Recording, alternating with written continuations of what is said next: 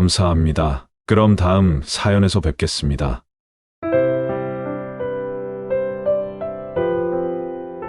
안녕하세요. 오늘의 사연을 전해드립니다. 구독과 좋아요, 알람 설정 꾹 눌러주세요. 올해 64세로 평생 홀로 자식들을 키우며 살아오신 분의 이야기입니다. 작은 식당을 운영하며 힘겹게 살아오셨던 분이 이제는 손을 놓고 지내시는데 그동안 많은 일들을 겪으셨다고 합니다. 자식과의 인연을 끊을 수밖에 없었던 엄청난 일들을 겪으시며 힘드셨지만 지금은 회복기를 지나고 더 단단해졌다고 하는데요. 그 사연이 어떨지 함께 들어보시죠. 안녕하세요. 저는 부산에 사는 두 딸이 있었지만 지금은 홀로 지내고 있는 사람입니다. 늙으면 혼자가 되는 것이 두렵다고들 하지만 저는 자식이 있는 것이 더 두려워 오히려 지금이 편안하기까지 하네요. 나이가 들수록 건강관리, 자식관리, 돈관리 잘해야 한다는 말을 들어본 적이 있어요. 제가 그 관리를 똑바로 하지 못해 이런 일을 겪게 될 줄 몰랐습니다. 여러분들은 자식들이 지금 어떤 생각을 하고 있는지 아시나요? 부디 한평생 아이들을 위해 손목이 비틀어져라 젖은 행주를 짜다 보니 물인지 손인지 모르게 퉁퉁 불어가며 그릇을 씻은 저처럼 되지 않길 바랍니다. 그런 저에게도 믿지 못할 일이 일어났으니 돈 앞에는 부모 형제가 없다는 말이 사실이더군요. 20대에 결혼한 남편은 하등 남편 자격이 없는 사람이었습니다. 결혼하자마자 딸 하나를 얻었기에 온 집안이 좋아하고 기뻐했습니다. 남편이 너무나 좋아하던 술 때문에 저는 아이와 매번 남편의 그늘 아래서 떨기 바빴습니다. 두 돌이 안 된 제 딸은 남편 얼굴만 봐도 겁을 먹고 이불로 숨곤 했죠. 매일 살얼음 위를 거뜩 거슬리지 않게 사느라 온 신경을 집중했습니다. 그때 저는 뱃속에 둘째 아이를 가진 상황이었습니다. 하늘이 도운 것이라 말하기에 잔인한 일이지만 매일 술독에 빠져 살던 남편은 결국 어느 날 길거리에서 비명 행사하였습니다. 저는 한순간에 미망인이 되었고 가진 것은 눈물뿐이더군요. 그 인간의 죽음에 슬퍼한 것이 아니라 남은 우리의 인생이 가여워 눈물을 흘렸습니다. 나만 쳐다보는 저 딸 하나였으면 차라리 나았을까 하는 무서운 제 자신을 보며 또 울었죠. 시어머니와 달리 시아버지의 반대로 저는 시댁의 도움을 받지 못했습니다. 아들을 죽인 재수 없는 년이라는 것이 아버님이 저를 부르는 호칭이었습니다. 들어갈 수 없었고 저는 먼 친척의 도움으로 겨우 쪽방을 구했습니다. 짐 가방은 베개가 되고 아이들은 저를 입을 삼아 지냈습니다. 겨울이 채 되기도 전 살을 애워 오는 시멘트의 썰렁한 기운, 여름에는 물먹은 벽들이 저희를 집어삼킬 것 같았습니다. 한겨울에는 발가락이라도 이불 밖으로 나오면 정말 칼로 베어가는 듯한 느낌이 들었죠. 지독한 가난 속에서 아이들은 절로 컸습니다. 술과 사랑에 빠져 정신 못 차리다 죽어버린 남편이 저에게 남긴 것이 하나 있었습니다. 바로 그렇게 좋아하던 수제비와 칼국수를 기가 막히게 끓이는 기술이었죠. 남편이 술을 진탕 먹고 나면 뽀얀 칼국수 국물로 해장하는 것을 무척 즐겼습니다. 그 까다로운 맛에 맞추려면 진하게 국물을 내고 비린 맛을 거두어 담백하게 끓여내야 했습니다. 퍼지거나 하면 상을 엎어버리기 일쑤였죠. 모르게 밀가루, 반죽에 점점 능통해져 있었나 봅니다. 이 사실을 알게 된 것은 일하던 식당에서 제가 점심을 차린 날이었습니다. 쪽방에서 몇 년을 살며 악착같이 돈을 모았죠. 그러다 급여를 더 많이 주는 식당으로 옮긴 참이었습니다. 남편에게 늘 먹이던 수제비와 국수를 끓여주었는데 사람들 반응이 너무 좋았어요. 사장님이 저를 보더니 어디서 돈 빌릴 때 있음 빌려서 가게를 내보라고 하더군요. 여기저기 식당터를 수소문했습니다. 멀쩡한 곳은 세가 비싸서 천장은 컨테이너 건물이고 입구는 비닐하우스처럼 된 건축물을 싸게 구했습니다. 새는 일반 식당보다 절반보다 더 쌌죠. 여기서 제가 장사를 시작하게 되었습니다. 고맙게도 사람들의 입소문을 타고 장사가 잘 되었습니다. 점심때가 되면 사람들이 길게 줄을 서고 북새통을 이루었지요. 그 와중에도 별별 일이 다 있었지만 결국 여러 색깔의 시간을 거쳐서 저는 제 가게를 가지게 되었습니다. 직원들 수도 점점 늘고 규모도 더 넓혔습니다. 힘들었지만 행복했고 행복했지만 힘들었습니다. 하지만 아이들이 이제야 편안한 환경에서 학업에 집중할 수 있게 되었으니 엄마로서 얼마나 자랑스럽고 뿌듯했는지 모릅니다.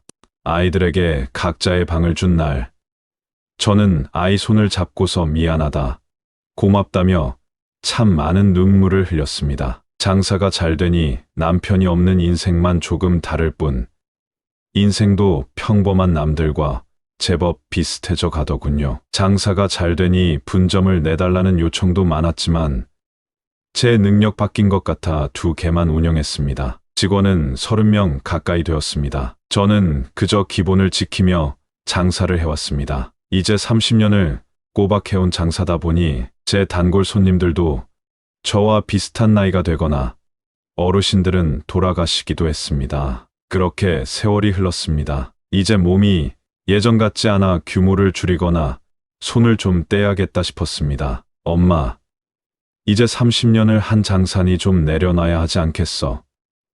언제까지 이 일을 할 수는 없잖아. 맞아. 엄마, 나이랑 건강도 생각해야지. 차라리 우리한테 맡겨보는 건 어때요?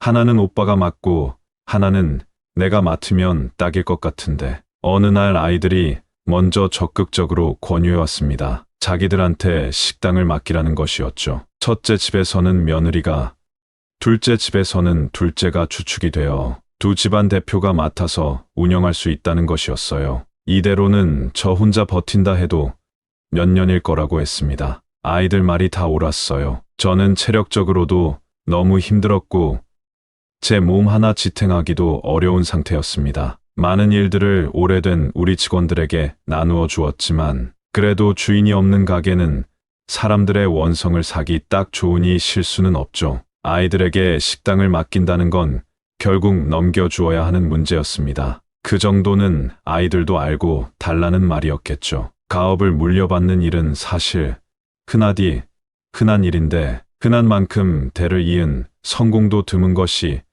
현실이라 망설여졌습니다. 고민을 거듭하다 저는 김 실장님을 불렀습니다. 우리 가게의 사정을 저만큼이나 잘 아는 유일한 사람. 김 실장님은 일하셨던 지 17년이 되었습니다. 김 실장님은 제가 하는 이야기를 쭉 듣더니 제 의견을 따라주더군요. 몇 가지 조건을 걸고 저는 아이들을 믿고 가게를 넘겨주었습니다. 내 평생을 담은 곳, 아이들을 키워내도록 도와준 그 공간 그리고 직원들 모두 제 삶이며 모든 것입니다. 하지만 욕심낸다고 죽을 때까지 이고지고 갈 수는 없겠죠. 욕심은 화를 부르는 법이기에 물려줄 자식이 있으니 됐다고 생각했습니다. 아이들에게 가게를 물려주고 간간히 소식을 통보받았습니다. 속상한 일도 덜어 있었지만 성장하는 과정의 일부겠거니 생각했습니다. 그 와중에 둘째는 식당 일에 전념해야 한다며 손녀를 봐주길 요청했고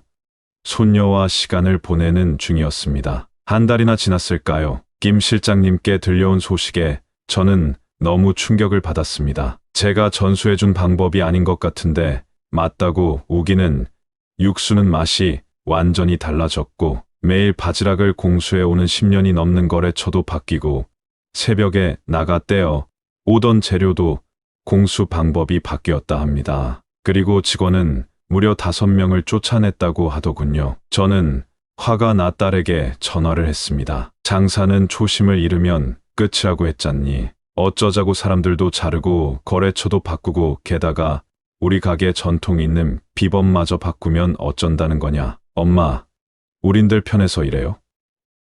장사가 예전처럼 안 되니까 적잖아 그러지. 손님도 없는데 그럼 직원을 일도 없이 놀려요? 그리고 요즘 날고 기는 식당이 얼마나 많은데 우리도 바꿀 건 바꿔야지. 저희한테 넘겼으면 저희 믿고 놔둬요. 참견 말고. 둘째 딸은 갑자기 버럭하며 저에게 모진 말을 내뱉고는 끊어버렸습니다. 요즘 직원들 대하는 문제로 김 실장님과 몇 번 통화를 했던 터라 아이들이 직원들에게 하대한다는 이야기를 들었는데 이제는 재정 문제로 아예 내쫓기까지 하다니. 이러다가는 동네에 소문이 날 판이었습니다. 제가 너무 안일했던 것이었습니다. 아들에게 전화를 했더니 아들도 마찬가지였어요. 한 번 맡겼으면 끝이지 언제까지 감나라 배나라 할 거예요. 어차피 엄마가 죽을 때 가져갈 식당도 아니잖아요. 미경이랑 저한테 넘겼고 이제 엄마는 냉정하게 말해서 권리 없어요. 자꾸 참견하지 말고 그냥 편하게 사세요. 큰아들 경희는 마치 제가 해서는 안 될 말을 하는 것처럼 말하더군요. 누가 쥐고 흔드는 것처럼 숨이 오그라들고 쉬어지지 않았습니다. 이대로 있기보다는 뭐라도 해야겠다는 생각에 당장 식당으로 달려갔습니다. 도착한 곳에는 손님이 몇 테이블 있었고 마침 제 전화를 받아서인지 아들도 딸도 며느리도 있었습니다. 손님을 의식해 처음에는 좋게 타이르던 말이 커지기 시작했습니다. 사실 저도 눈에 보이는 게 없었습니다. 식당 운영의 기본인 요리법, 전통을 지킬 것, 찾아주는 고객에게 진심을 다할 것, 오랜 함께한 직원을 가족처럼 대할 것, 세 가지가 제가 식당을 넘겨주면서 약속받은 것이었어요. 법적 효력은 없겠지만 신신당부하였고 아이들도 걱정 말라며 철석같이 약속했었죠. 그런데 아니었습니다. 어느 하나 제대로 굴러가는 게 없어 보이더군요. 엉망인 주방 상태, 손님들이 먹다가 남긴 음식들, 양도 줄어버린 기본 메뉴들까지. 주인이라는 자식들은 앞치마 하나 매지 않은 채 카운터에서 폰을 보거나 가게 앞에서 담배를 피우는 게 전부였다고 주변 식당에서 말해주더군요. 내가 30년을 운영해온 내 가게야. 너희들이 이렇게 말아먹는 거 절대 못 본다. 여기 있는 직원들의 밥벌이가 너희한테 달린 거야. 어떻게 너희는 그런 책임감도 없니?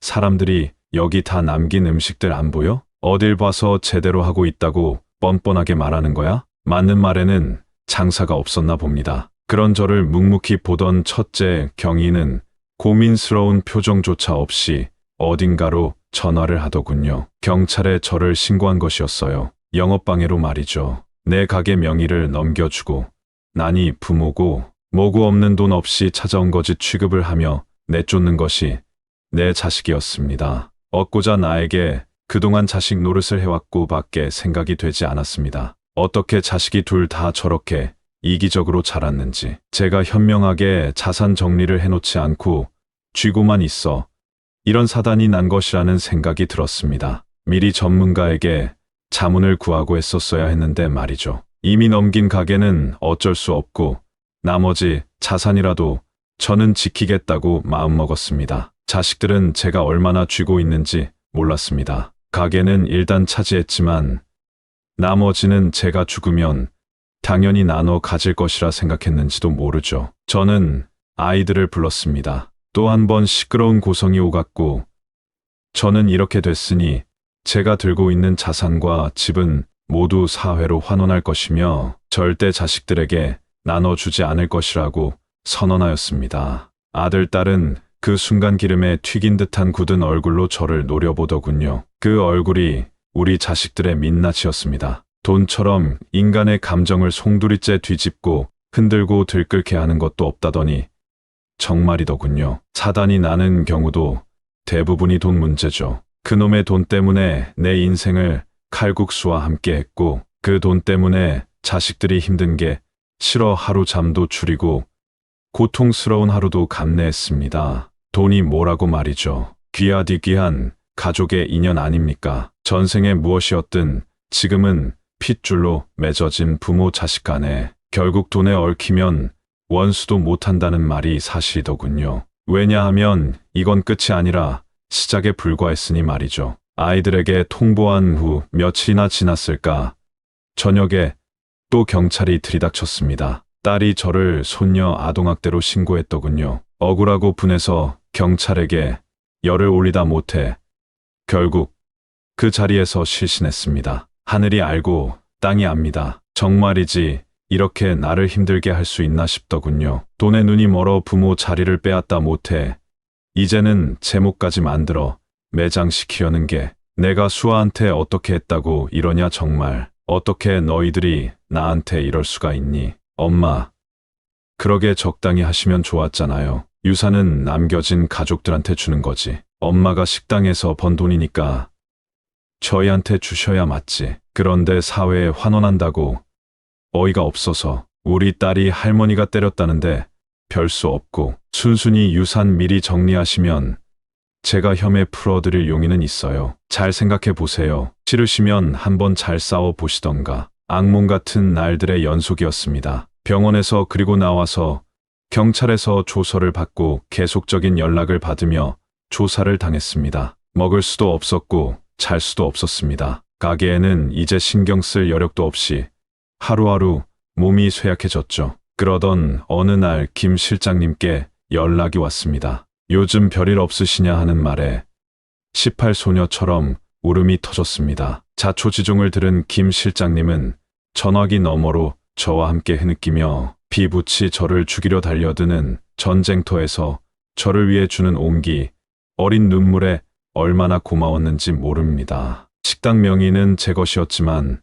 오로지 저 혼자 이룬 것이 아닌데 식당 식구들과 충분한 논의를 거쳤어야 했는데 그러지 못한 제 잘못을 남을 탓해도 변명할 여지가 없는 일이었습니다. 너무 죄송하고 고마웠습니다. 일단 건강을 챙기며 계시라는 말과 함께 김 실장님과의 통화는 끊어졌습니다. 며칠 후 모르는 번호로 전화가 왔습니다. 사람은요, 착하게 살아야 합니다. 제가 30년 장사를 하면서 근 20년 넘게 저희 가게를 찾아주신 단골 손님이 계셨죠. 법원이 그리 멀지 않은 곳이라 법조에 계신 분들도 더러 계셨는데 딸 하나를 미국에 시집 보내고 홀로 사시는 변호사 선생님이셨습니다. 가게는 날이 갈수록 손님이 없어지고 직원에게만 맡겨둔 채 격일로 출근하던 가족들이 이제는 그 날짜조차 나오지 않아 김 실장님이 도맡아 하고 계셨습니다.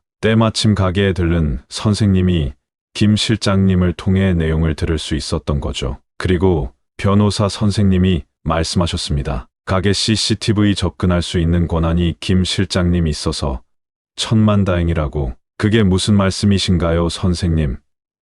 CCTV 있어서 그걸로 어떻게 알 수 있다는 건가요? 사장님 아들 따님이 글쎄 카운터에 나란히 앉아서 손녀 아동학대로 몰아가는 상황 작당 모의하는 게 다 찍혔어요. 녹음도 됐고요. 제가 경험컨대 이거 길게 갈 것도 아니에요. 복사본 제가 떴으니까 이 파일만 그냥 보내세요. 아마 득달같이 연락 올 겁니다. 그리고 아드님 따님 전화번호 저에게 남겨주시고요. 저는 시키는 대로 영상을 자식들에게 보냈습니다. 수십 통의 부재중이 쌓이더군요. 저는 손과 발이 떨려서 전화를 받지 못했습니다. 밤이 되자 선생님께 전화가 왔습니다. 잘 해결될 거라고요. 이 정도 자료면 더 말이 필요가 없다고요. 돈 때문에 친모까지 아동학대로 무고하게 접수하고 공권력도 낭비하게 했으니 어디 한번 끝까지 갈 테면 기꺼이 응하겠다고 말했더니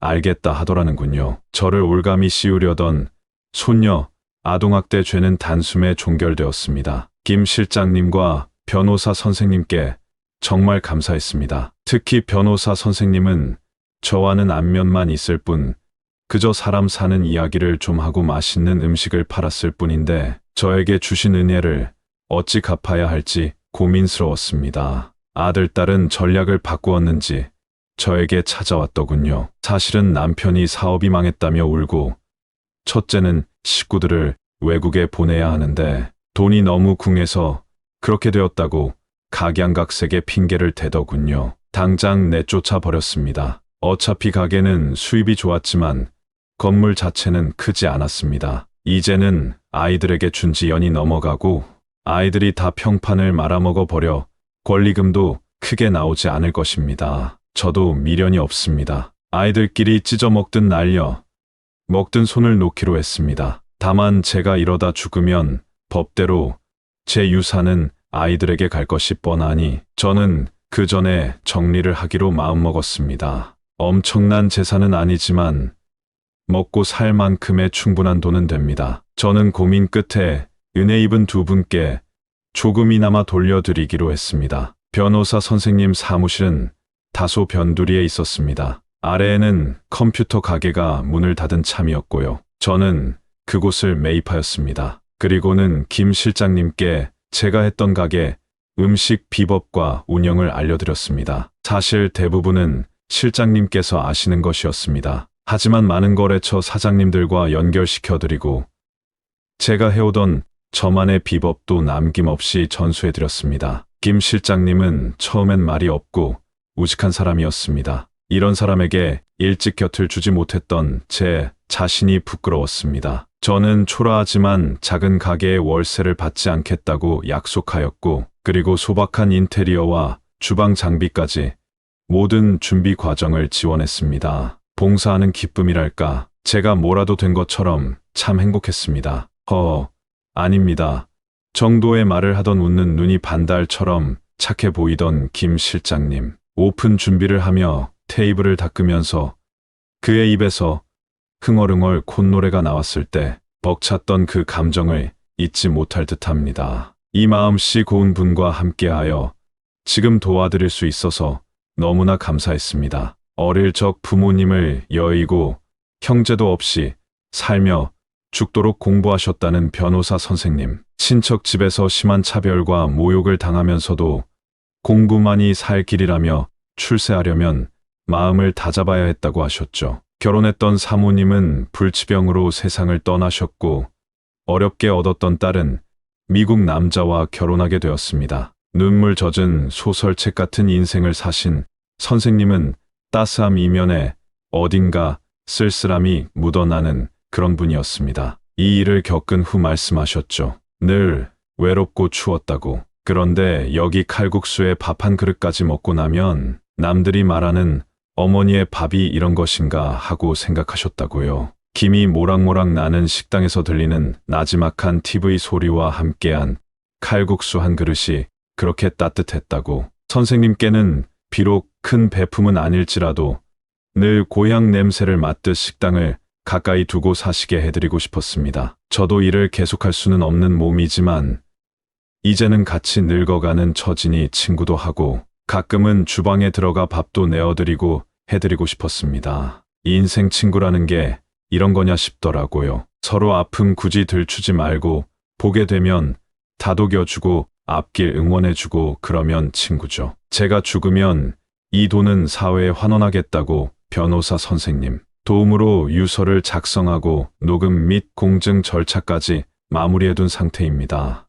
아동, 장애인, 많은 사회적 약자를 도울 수 있지만 저는 편모 가정에 지원하고 싶었습니다. 보건복지부에서도 원하는 제도가 있기에 혼자서 아이들을 키우는 부모들이 조금 덜 힘들었으면 했습니다. 덜 힘들면 저 같은 실수를 하지 않을지도 모르죠. 시간이 좀 있어야 아이들 얼굴도 보며 살고 우리 아이가 어떻게 살아가는지 관찰할 수 있을 테니까요. 저는 그런 시간이 없었습니다. 너무 바빴고 가난을 벗어나는 것이 제일 급하고 중요한 문제였으니까요. 제가 죽으면 여유도 없고 미래도 보이지 않는 편부모 가정의 작은 빛이 되길 소망해 봅니다. 돈 앞에서 싸우고 헐뜯는 이 시대, 참 보기 어려운 사건들도 뉴스에 보도가 되고 있으니 현실이 참 씁쓸합니다. 하지만 이것이 진정한 현실. 있어도 문제, 없어도 문제인 것이 군과 자식이라는 말이 어찌 그리 딱딱 맞는지 신기할 정도죠. 금전에 여유가 생기면 이제야 마음 편히 좀 살아볼까 하는데 그 여유를 모아 간달인 자식들이 생기니 미리 준비하고 자식들 사이에도 미리 분란 없도록 경계를 짓는 것이 중요하다고 합니다. 돈 있으면 미리 풀지 말고 그렇다고 너무 없으면 자식이 찾아오지 않는다 하니 돈 관련하여서는 절대 부모, 자식 간의 선을 넘지 않도록 알려주는 것도 좋다고 합니다. 늙으면 자식 이해는 한 걸음 물러나고 떨어져 우리 인생을 온전히 즐겨도 부족할 시기입니다. 세상의 모든 부모님들 힘내시고 자식 때문에 소갈이 하는 일은 이제 없으시길 빌어봅니다. 따스한 사연도 기다립니다. 여러분들 오늘 사연 어떠셨나요? 오늘 사연 좋으셨다면 구독, 좋아요, 알람 설정 꾹 눌러주세요. 여러분들께서 비슷한 경험이 있으셨거나 상황을 어떻게 해결하면 좋을지 따뜻한